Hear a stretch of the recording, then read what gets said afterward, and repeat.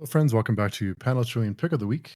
For those of you who are new here, welcome.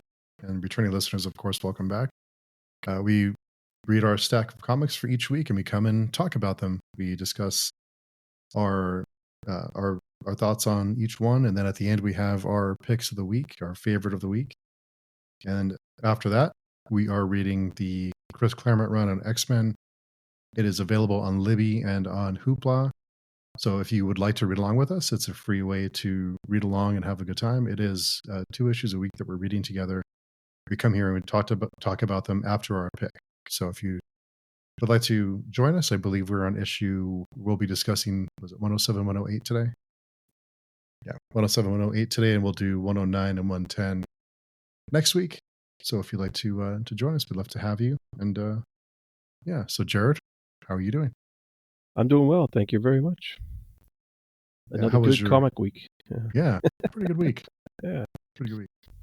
Had a few in contention for the pick, but the last one I read, I mean, it was hard not to pick it as pick. Yeah. I if they continue the quality that they've shown so far, it's going to be hard not to pick this every month, I think. Yeah, what's really going to suck is when the Sacrificers comes back. It's going to be, right. Then it's going to really get serious. Yeah. Yep.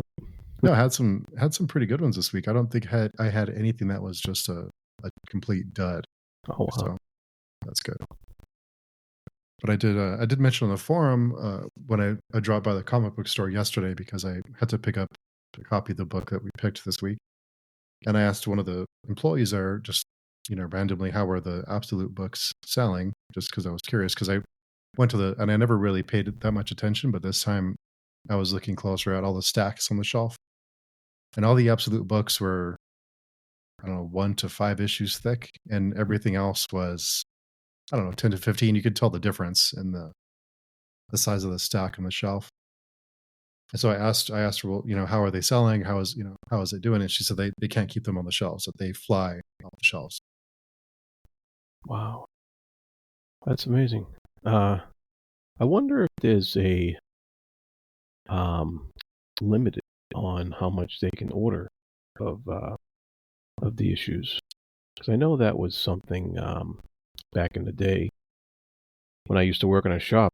They had you have to order so many issues in order to get this special edition, and then there was some of the more lesser known titles where they had a limit on how many you could order because they only had so many for the shops to go around.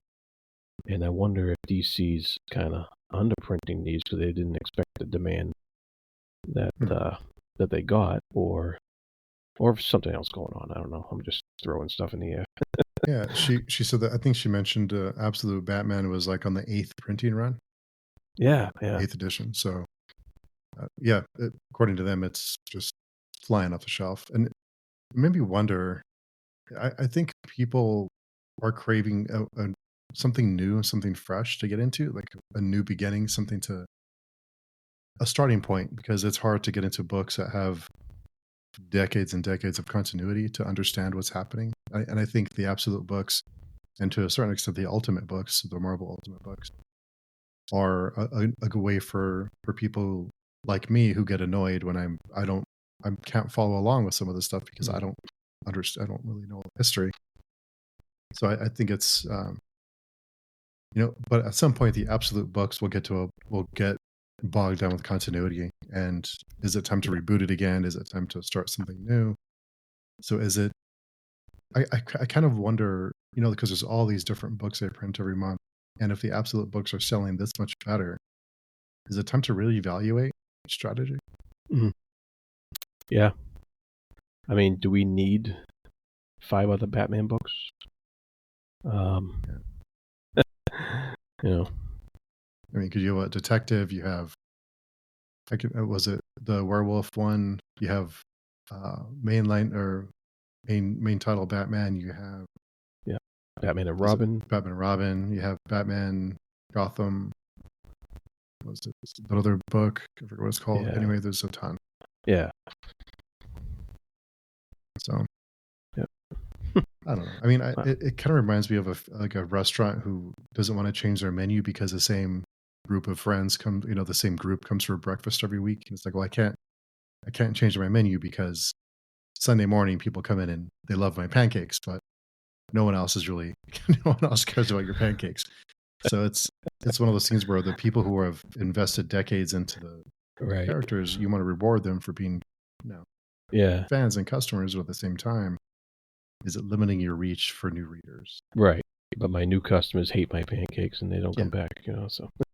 Yeah, and other pancakes are looking for, a different type of waffle. It's like, okay, well, Right. maybe I should add more waffles into the menu. But I get it's not an easy decision to make, but it's Wow. based on how well Absolute and the Ultimate books are selling. You wonder. Yeah, well, I'm certainly hungry now. Yeah.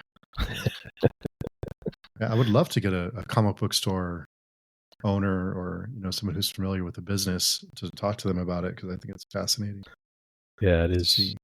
Yeah, that's true. Even some from a publisher to Yeah. talk about how they decided, what decisions to make on how to Yeah. go about It- doing w- that. That's the key right there. The publishers, Mhm. where are they getting their information from on what to publish? Mhm.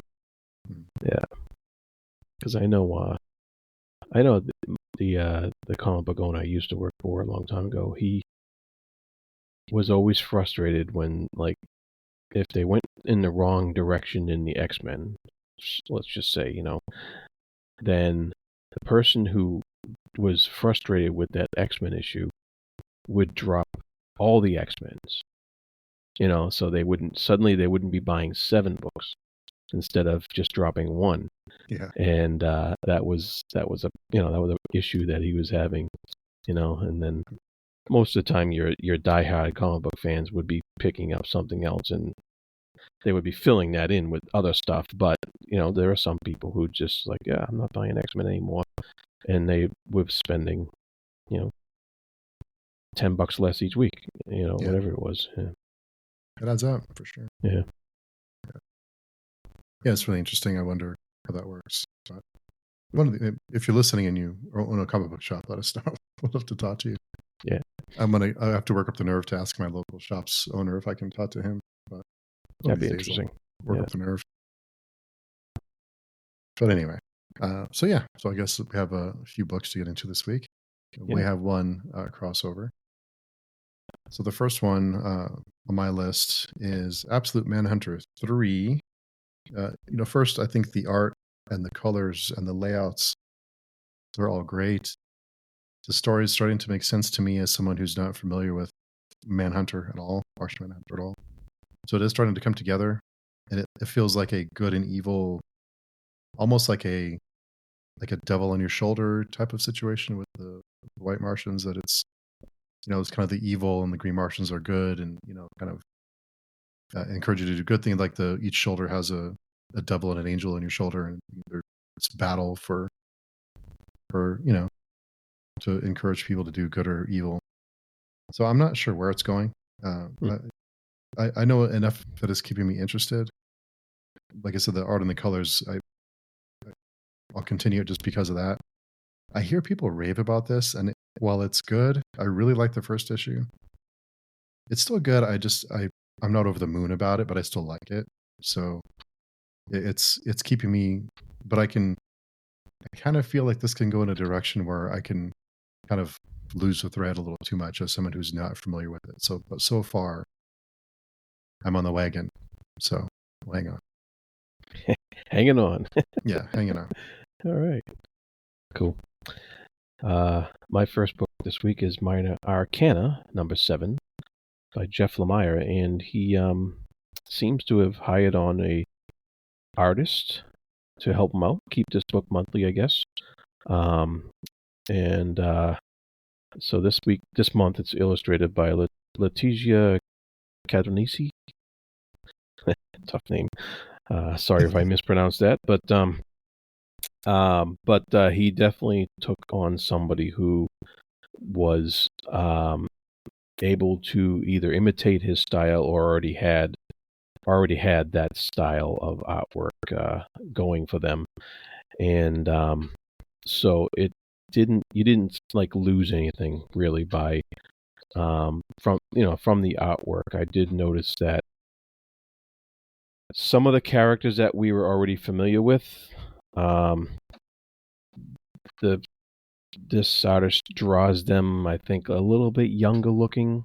Especially her mother looked a little too young compared to what we were used to seeing in the story, and her cop friend there, he was. I was like, oh, it's almost a little kid driving there, but but overall, it wasn't that much of a step down at all. I think maybe Lamaya might have a better handle on the characters and their facial expressions, and because they're his, of course, so it completely makes sense. But he could have done a lot worse with this fill-in artist. As far as that goes, there wasn't jarring at all. It wasn't like sometimes you get a fill-in artist and you're just like, whoa, what's going on here? This doesn't fit with how I perceive these characters and how the book's been going. But this one you didn't lose. You didn't feel that, and so it was. Kudos to that. It was well done. And this issue, we get a bit more of the usual stuff that we've come to know in this series about this town and how things go in this town.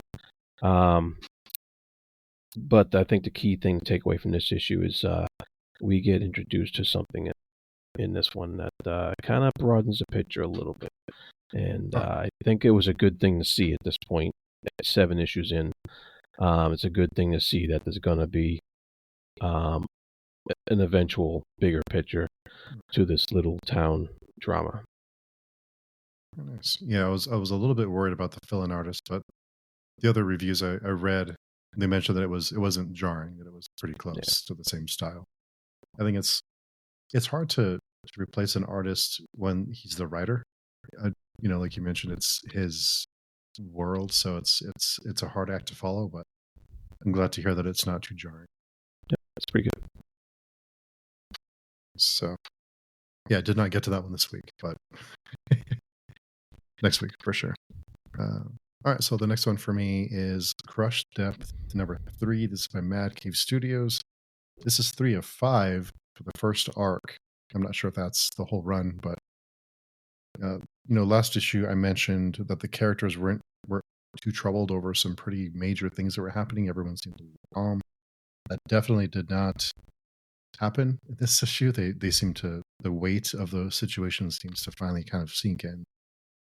And last issue there was things that happened that most people would run away screaming, and they seemed calm, which is weird. But they definitely realized something's really wrong now.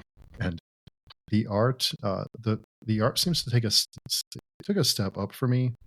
The facial expressions and the artwork seemed very on point with conveying emotion and the panic, and captures the mood very, very well. It seems like it was a lot more kind of on target this time, and the art's been good the entire series, but it's like a step up on this issue, which really added to the feeling of things becoming real and adding that panic to the characters and, of course, to the reader, that emotion. So, the story is ramping up pretty quickly, and we're getting a lot of movement. I think it's hard. I try to catch myself because it's hard to not compare all these stories to things like Alien or The Abyss. It's hard to your mind not to go to those places, but I try to not be unfair to a lot of things because it's not really fair to compare everything to those types of stories, because it's, how can you top Ripley and Aliens or the characters from The Abyss? So just kind of let it be what it is and not try and compare it to other things. But yeah, so far I really like the story. I like where it's going. I'm excited to see where it goes. This one was in the running for my pick, but of course, as we know, it got edged out. The next one, which I'll talk about really quickly, Daredevil: Cold Day in Hell, number 2. This is 2 of 3. So Daredevil has his powers back. He doesn't know how long they're back for, and he's looking for ways to stop Bullseye and some old friends that pop up along the way. I'm still enjoying the story, but with one issue left, I don't know how they're going to wrap this all up in one issue. This issue felt like some setup and not a whole lot. We did get some reveals, but I don't know how this is all going to wrap up in one more issue. It must be like a really big issue or just packed full of story and action. And I'm a little bit worried about that. But I love the old hero that comes back for one more hurrah, and you know, in the worst of moments, they find a way to come and save the day, kind of thing. So, one more issue of Daredevil complaining about his body hurting him and his knees not being able to take the beating. So I get a kick out of that. But yeah, excited to see where it goes. I still like the story, but I'm disappointed we just have one more to go. So we'll see how it wraps up. Cool. When you say he got his powers back, so he lost his hearing or his? Well, yeah. So the series starts out when everyone's depowered and a lot of heroes are dead, and there's crime is rampant. Everything is it's like this dystopian future where heroes have disappeared, villains have disappeared, everything's just kind of gone to crap, and and then of course, some old villains make an appearance and make things worse and run the show, and there's some pretty wild things that happened already in the story, but it's pretty some pretty gruesome things have happened. Cool. But I don't want to spoil it for anyone. But yeah, it's I'm just disappointed there's one more to go. I was hoping it was longer, but it's kind of like an Old Man Logan type of story. Right. So nice. Cool. So next up, I have a graphic novel. It's I actually have the hardcover, and it's The Killer: Affairs of the State.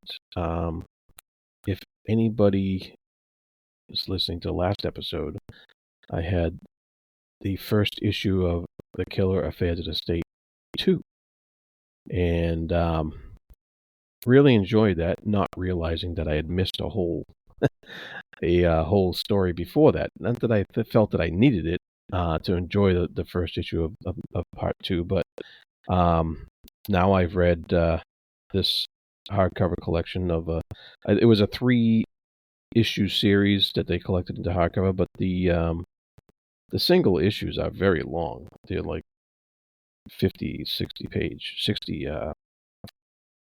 issues each, so it's a pretty good sized collection here, and I really enjoy these stories. I forgot how much I missed them when I used to read this series back in the day, and so it was cool to get back into this world and back to this character, and it's it's about this basically this near nihilistic killer who takes on his jobs with a cold passion, and like a cold logic, I guess, and he justifies what he does through his philosophical ramblings in his own head. He doesn't talk to anybody else, hardly ever. It's only his thoughts that you're reading through this whole thing. And fortunately, you can sit there and you can argue back with him as you're reading the comic if you want to. Sometimes you can. He definitely has a well argued logic, and it makes sense in a lot of big picture situations that you're like, yeah, that makes sense. That is how humans act. He has a lot of observations about the human condition and what people are and what history has shown us. And you're like, yeah, you're right. But then there's other times where you're like, okay, dude, you're taking it a little too far. But anyways, it's fun though. And the artwork by Jack, is it Jacquemont? Yeah, is good as usual. He's one of those French artists, and he has this really clean art style, clean lines. There was a few points in this book where I didn't really jive with the color scheme that was going on in here. It made the artwork kind of blocky at times, because like everybody was wearing a shade of blue shirt Hmm. all the time, and or black, and it was just like, okay, they could have varied that up a bit, just to yeah, it was kind of strange. I noticed it more in a bigger collection, I guess, than I would have in an individual issue. But that's just a minor quibble, really. For the most part, it's a really cool story. It's a really interesting story. Our killer is at this point it's called affairs of the state because he's been suborned by the government to work for them, and Hmm. so it goes on from there. So it's really cool stuff. Yeah, now that you mentioned his ramblings and he's talking to you, he doesn't really talk to anyone else. I think that adds to feeling the isolation that he feels because he doesn't talk. He just doesn't have friends or family or anyone. At least not that I remember. He Yeah, just have a couple of people he talks to along the way, but yeah, I think he spends so much time by himself and waiting, and you would imagine you would have to kind of talk yourself into what you're doing all the time. And I think it almost makes you feel connected to him, but also isolated too, because he's isolated and he feels like he's talking to you. So yeah, I never thought of it that way until you just said it, but it makes sense. I really yeah, like the series. I think it's more, I'll say realistic, but it seems more like that what that life would be like. It'd be isolation, it'd be patience, yeah. waiting, just kind It's of hunting your prey. right. Yeah, it's what that life would be like if you actually stuck to the process and had really no feelings about it, and yeah. So it's interesting. It's very I like it. I like it a lot because it just makes you think about a lot of things. You know, Yeah. it's pretty cool. You really wouldn't expect that from a book called The Killer, but it does make you think. Yeah. Did you watch the movie with I forget his No. name. Um It'll come to me in a minute. But yeah, it's pretty close to the book. Oh, It really? just yeah, I didn't even know about it. Yeah. yeah. It's on I believe it's on Netflix. No, it Oh, wasn't cool. Netflix. Yeah, anyway. Yeah, it wasn't bad. I didn't think it was too bad. I was Yeah. pretty happy with it. But okay, so the next one is Hyde Street number 6. This was another one that was on my short list for pick of the week by Image Comics.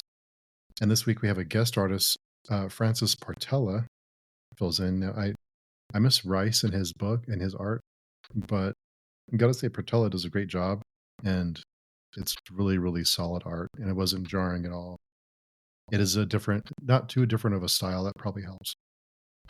But in this issue, our favorite character, Pranky, he starts to realize that all the other people on Hyde Street are starting to move against him. So he's trying to stop this kind of coup that's going on. He's trying to prevent the other characters that we've come to know from moving against him, and in turn, the characters find a find a really creative way to add to their ranks on Hyde Street. On Hyde Street, for those who don't know, it's this street that if you basically make a deal if you die, and you can end up on Hyde Street, and you have to collect souls of people that come in, and you have to pay your debt, and then supposed to get released. So all these people are fighting for souls to pay their debt to to some not too good beings. So yeah, this back and forth that's going on is really really cool. I really liked it. It's probably one of my favorite books to read every month that it is released. It's just a really really good book. It's just a lot of fun. Cool. And really solid all the way around. No complaints at all for this one. So yeah, I'll do this really quick. Medieval Spawn number 2 by Image Comics.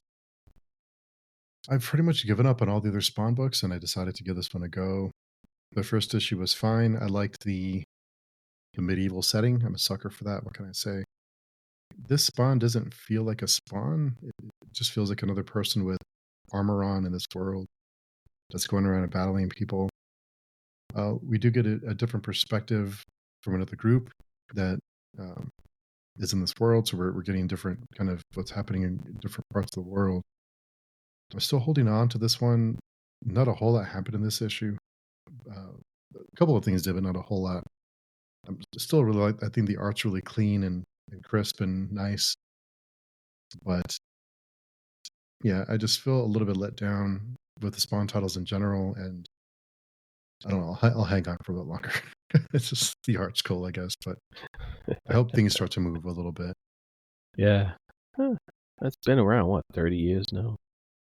I saw this Spawn. YouTube video. It got recommended to me. It was about the Spawn franchise, and in the video, I forget what the video name was, but they talked about how Spawn, there isn't really like a definitive run in Spawn. Like if somebody says, "I really want to read Spawn," there's no go read The Killing Joke or go read, uh, Oh, okay. there's no go read All Star Superman or go read Yeah. Blackest Night or um, all Yeah, the yeah. famous I know what runs. you mean. Yeah. There's not really a run that you can point to, like a storyline that you can say, go read issues 101 through 110. It's this Yeah. great. There's really you don't really have that I can think of. There's been a few, but none that have really just like blown everyone's socks off. And I didn't realize it until he said it. It kind of makes sense. I know the first, That's I don't know, interesting. 10 issues or so. I think the Billy Kincaid stuff in the very beginning, the ice cream man who was killing kids, uh, that was pretty memorable, just because it was so messed up. But other than that, I can't really think of anything that's like, you have to read this run. And it's 300 issues in, Huh. 350. Interesting. Yeah.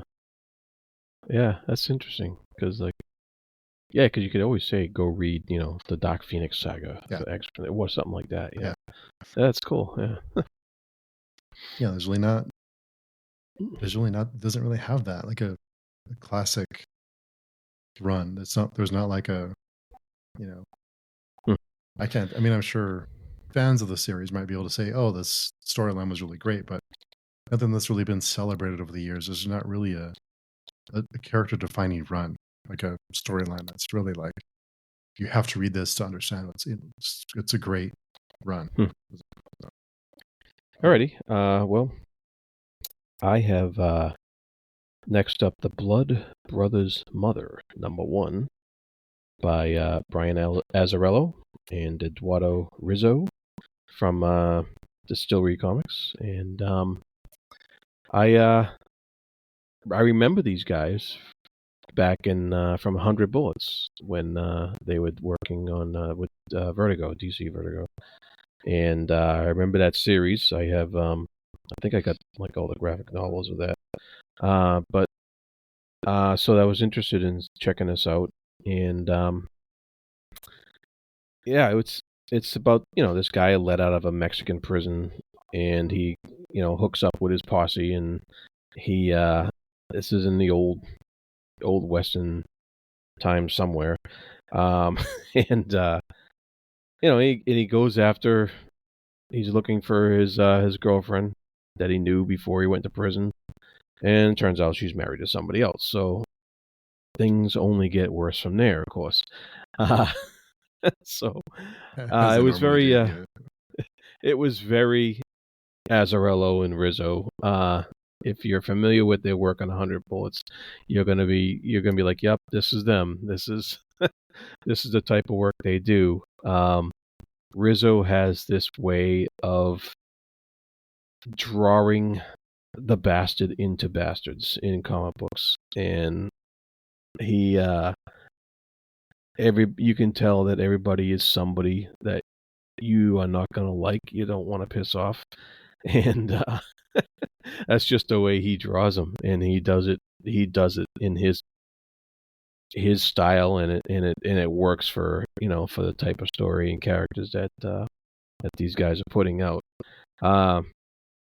And I really like the Stark setting. I think it works with his artwork, and yeah, it was enjoyable. I'm kind of looking forward to the next issue. Yeah, it definitely is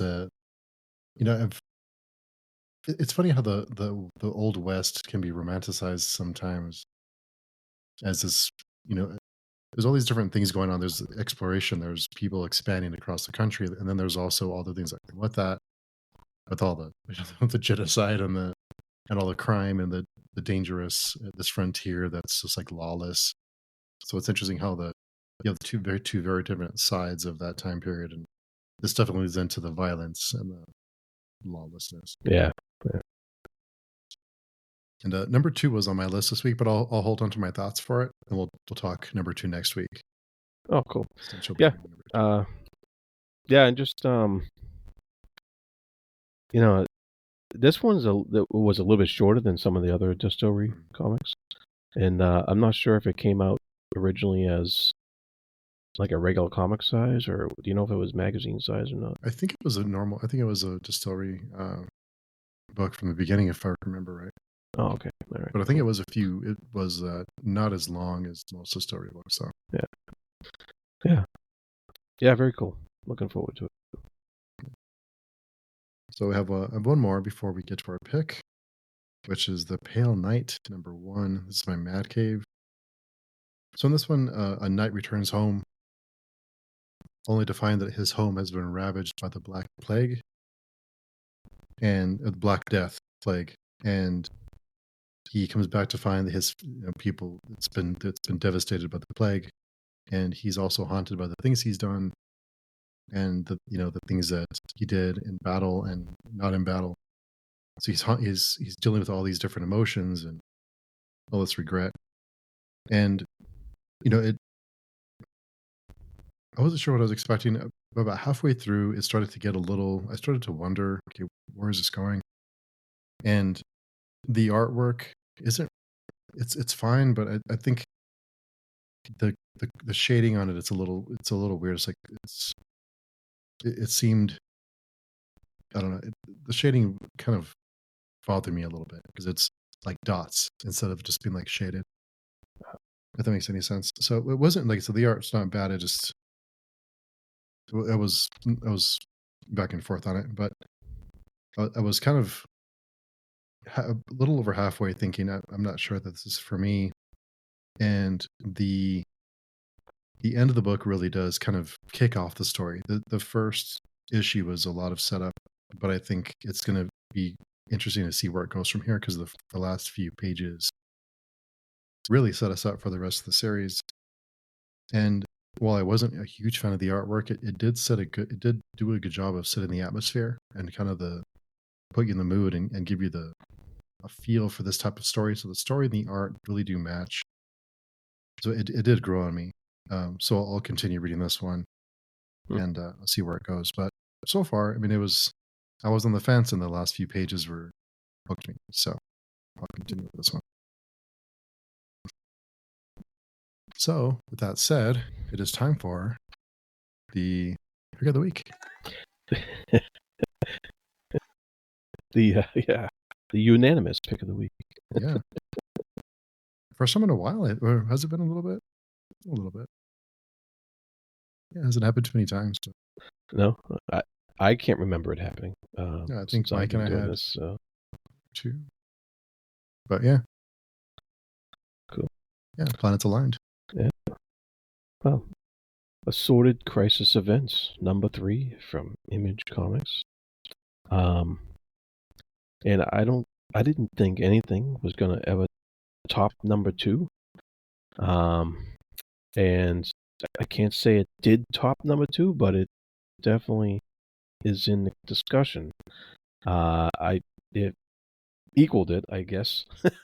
I guess you could say it was just as equally fascinating, just as equally plotted out and planned out, and just what a ride. Like this, it's so deep and it's so well put together. It makes you wonder how nobody's done this before. Yeah. You know what I mean? Yeah. Where have these guys been? Yeah. It's crazy how good it is. And the format for this series is these are single issue stories. In this time is having a crisis type of theme that these stories encompass, and the story this month is more like a multiverse type thing, um, where the same places exist in different universes. And in this case, this town is having a crossover. Yeah, basically. and and I just love how they put it together. They explain it very quickly, and the story goes that on one side of the page is Hearth 1, and on the other side of the page is Hearth 2 story. Yeah. And it just goes like that throughout the whole book, and the artwork mirrors each other for a while until you see the differences, and it just changes as it needs, as it goes through the story, and it brings up all these themes of, do you love thy neighbor or not? These themes of othering. Mhm. They're not from here. It gets into some really dark stuff with the the tags on people's arms and stuff. And Oh yeah. oh man, and it doesn't end on a happy note. No, it doesn't. um, it was powerful though. Yeah, what do you think? It was powerful. Yeah, was it? I think it's. I don't know if it topped number two. Number two is, I think, It in the was all-time great. list for me of single issues. It was. It Yeah, was that good. Number three was very very good. Like you said, you wonder why no one's done something like this before. And the people who think that comic books are just about capes and cowls and Superman and Batman or Spider-Man or whatever, put this book in their hands and have them read it. There's so many different things. There's so many different themes in this book. The way that the art mirrors each other on the pages, and it lines up, and like you mentioned, it very subtle. It starts to drift and do different. I thought all of that was just what it was just so creative. I love the way they did that. It's just it's impressive that they are. There's so many things that they're doing that just why is no one? I'm sure someone's done it before, but Mhm. yeah. Just like you said, it just there's so many different things going on. The way that people treat each other, the way that we view each other, the way that the people in the different Earths. They call them Earth 1 and Earth 2, but it's basically Earth 1 and Earth 2. And the way that they treat each other, and the way that people from each side of the coin, how they deal with the losses they've had, and Yeah, yeah, there's some every page, every panel has weight to it. There is no wasted space. Every single page, everything is just there for a purpose, and that it's just hard to you know I don't know. I wonder how long they can keep this level of quality this high because I mean they've already done even issue one. I think was an yeah, introduction to the world, but even then it had lots of themes and lots of things to say. And yeah, like you said, just the human condition and human experience. I think every book has captured that from issue one to issue three very well. And really, I think it's something that everyone can relate to in some way, and everyone can find something in the book that they can say, "Oh well, like yeah, I didn't think of it that way." yeah. You look at some of the things in this book and say, well, oh, I wouldn't act like that. I wouldn't be like that. But it's happening. It happens in our world all the time. And you can say that you wouldn't act like that, you wouldn't be like that, but who is acting like that and being like that? Because it's happening all over the place. And so, this, basically the Hearth 2 people are immigrants, and even though they're exact copies of the residents in number 1, they're still othered. They're still, and it's amazing how they just point that out and bring it together. And like you would think if you met another you'd be fascinated, right? You'd be like, wow, what did I do over there? What did I, Yeah. you know? And at first it seems like that's the way that it's going. But as time goes on and reality sets in, things change. People start thinking about their own problems and their own stuff, and human nature kicks in, and it's really wow. It was pretty powerful. Yeah, I think that survival instinct that yeah. When it becomes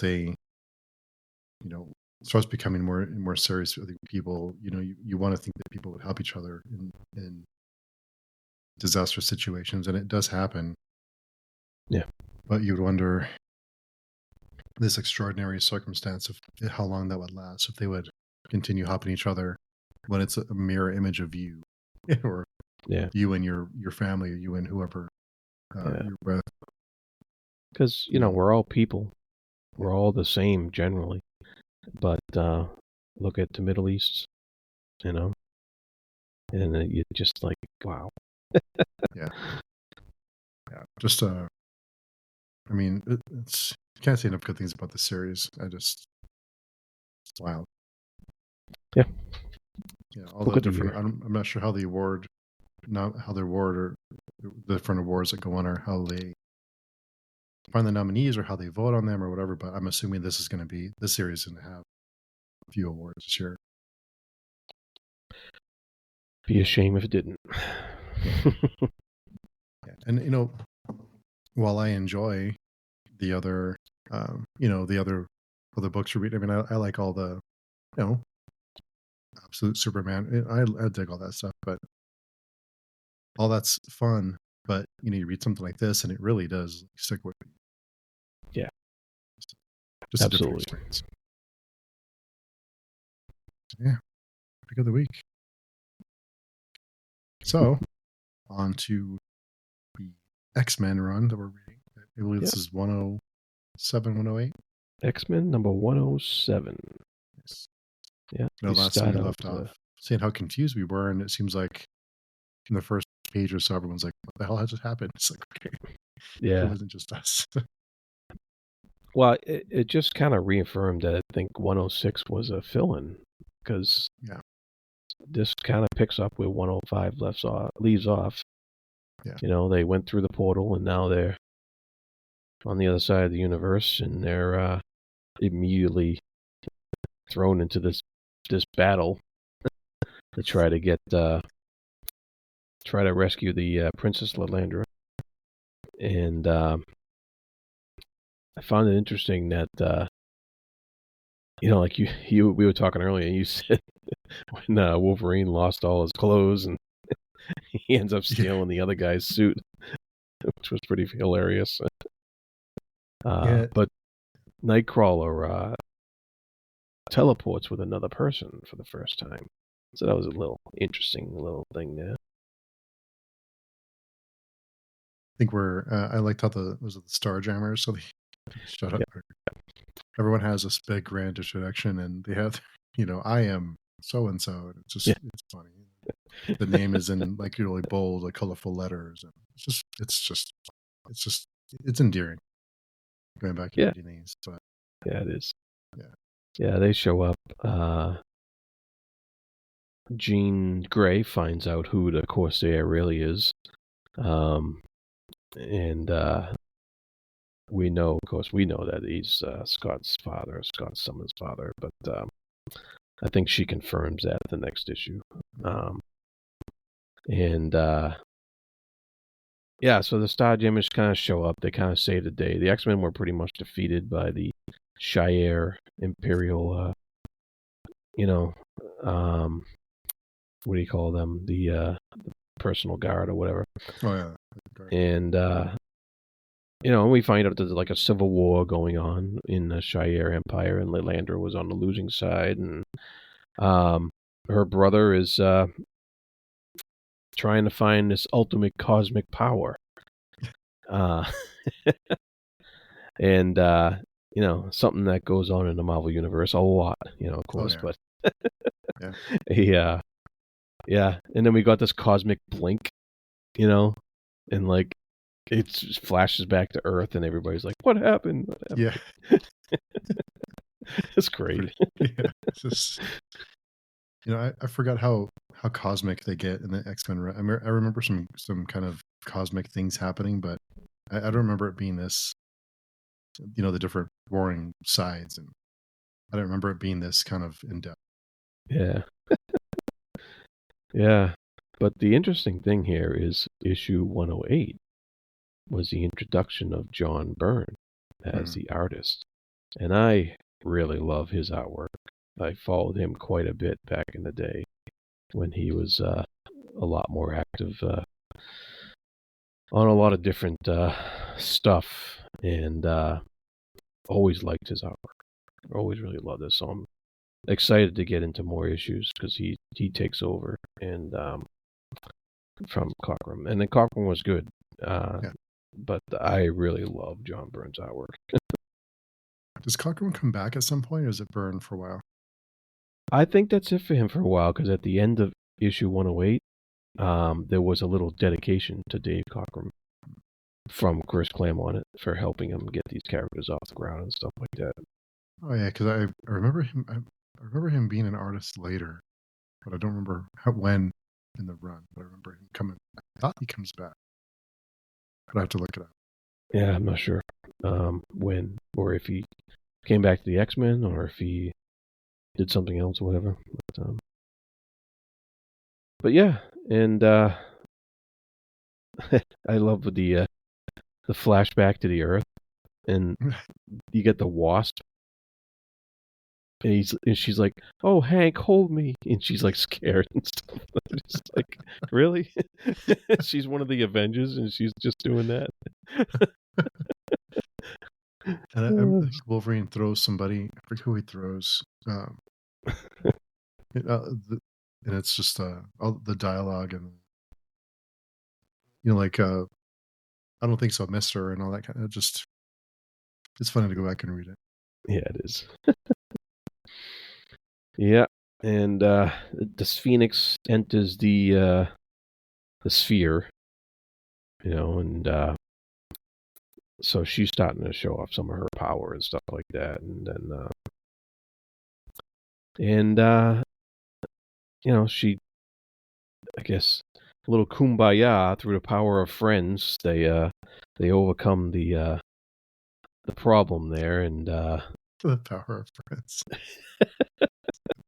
and it kind of ended like it was a big fancy ending, and everybody's okay.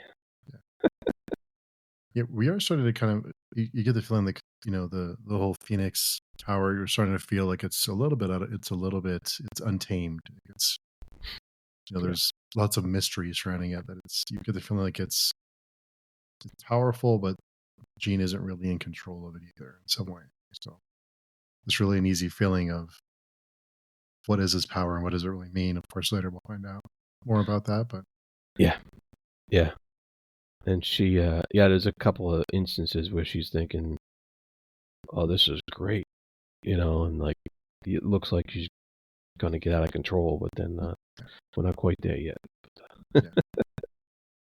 Yeah, I'm looking forward to getting to that part of it. I believe that's 130 something. It's a little while. Oh, is it? Yeah. I saw the cover for it somewhere, and it was. I made it a point to look at the issue number because I was wondering how far off we were. I think it was like 132 or 130. So right around there. Yeah, that was cool stuff. I'm looking forward to that with all the Hellfire Club stuff, and yeah, it's pretty neat stuff coming up. We got a lot of good stuff coming up.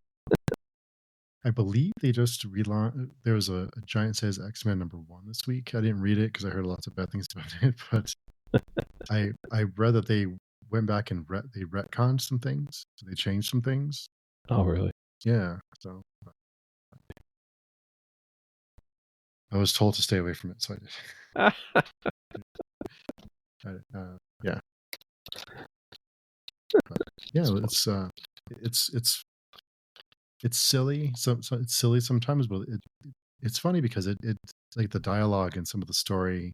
Yeah. It seems a little goofy, but it does take itself seriously. Right. Yeah, it's if you can, the dialogue is the goofiest part of it. If you can just kind of put that aside, I think it's pretty cool stuff. Like there's a lot of neat ideas, Yeah. a lot of neat, a lot of neat action and stuff like that. A lot of stuff that he just throws at you, that we see later on come to fruition. Over the course of his, what was it, 20-year run or whatever, and so, and a lot of stuff that comes to fruition in other books as well, that other people picked up on little threads that he just threw out there and ran with it elsewhere. It's amazing that how much work he put into the X-Men specifically and the Marvel universe, but how influential his work has been in the entire since then. It's still today. Yeah, pretty good It stuff. must really suck though for him because you figure if he put in all that work into these characters, and well, I'm sure he's proud of what he did. I would imagine he is. He still has an Oni of them, and there's been movies based off of his work. I'm sure he didn't see very much, in his pockets for that kind of thing because it's all Marvel property. So Yeah, it's good now that we have avenues for people to own their characters and their stories and profit off things like Invincible. Now is the animated series of The Walking Dead, Kirkman. Yeah. So it's good that there's different avenues now. Yeah. Well, that's what that graphic novel box office poison's all about. The poison of the box office. Yeah. And how the creators don't get anything out of it. It's depressing. Yeah. But a fun series. So it is fun. Yeah. So yeah, big week this week. That's good stuff. So I can clear my throat. Jarrod, in the meantime, where can people find you? You can find me at the Fantasy Thinker YouTube channel, and you can find me on the Speculative Speculation podcast and Film Chewing, going through the Oscar Project, and a few other places here on Page Chewing. Yeah, just a few. I'll have those links down below. So there's also a link below to send us a message if you want to tell us how wrong we are. There's a message below to send us a message. You can also join our forum and talk to us there. We talk movies, music, games, books, comics, pretty much anything you can think of. So come by and say hello. But until next time, hope all of you are doing well, having a great reading week, and we hope you find your pick of the week. And we'll talk to you all very soon. Bye-bye.